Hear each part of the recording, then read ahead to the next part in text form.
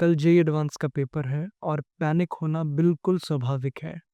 हो सकता है अभी रात में नींद ना आए या फिर कुछ पैनिक जैसी एंग्जायटी जैसी सिचुएशन क्रिएट हो जाए एग्ज़ाम के वक़्त भी या फिर एग्ज़ाम से पहले। अब हम इसे समझेंगे, इनको हम कैसे कंट्रोल कर सकते हैं, कैसे रोक सकते हैं। सबसे पहला पॉइंटर, हमें इनमें से किसी भी चीज़ को कंट्रोल नहीं करना, हमें इसको मैनेज करना है, रोकना नहीं है। इन सिम्पटम से, इस एंग्जायटी से लड़ना नहीं है, इसे बस मैनेज करना है।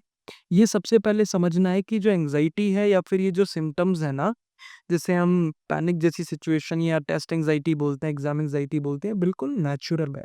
ये सभी के साथ होती है। जब हम किसी बड़ी चीज़ की प्रिपरेशन कर रहे होते हैं, हमारे दिमाग में उस चीज़ को लेके एक्सपेक्टेशंस होती है।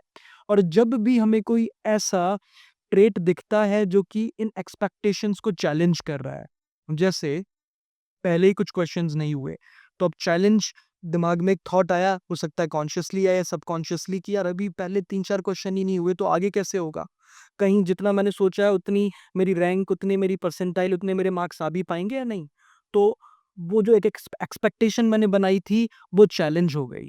अब यहाँ पे पैनिक सिचुएशन क्रिएट हो जाएगी, पैनिक शुरू हो जाएगा, थॉट्स की स्पीड बढ़ जाएगी।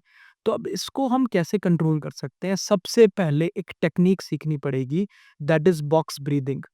बॉक्स ब्रीथिंग में बेसिकली क्या होता है, हम 4 सेकंड इनहेल करते हैं, 4 सेकंड पॉज़ करते हैं, 4 सेकंड एक्सहेल करते हैं और फिर 4 सेकंड पॉज़ करते हैं।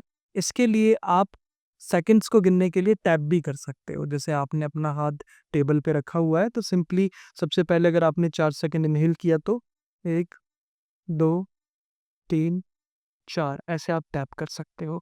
एक बॉक्स क्रिएट होना होता है। अब ये क्या करता है, ये आपके दिमाग को एमिग्डाला थिंकिंग, एमिग्डाला मतलब इमोशनल थिंकिंग से हटा करके प्रीफ्रंटल कॉर्टेक्स थिंकिंग मतलब लॉजिकल थिंकिंग पर ले आता है। हम क्या कर रहे हैं, हम इमोशनल थिंकिंग कर रहे हैं।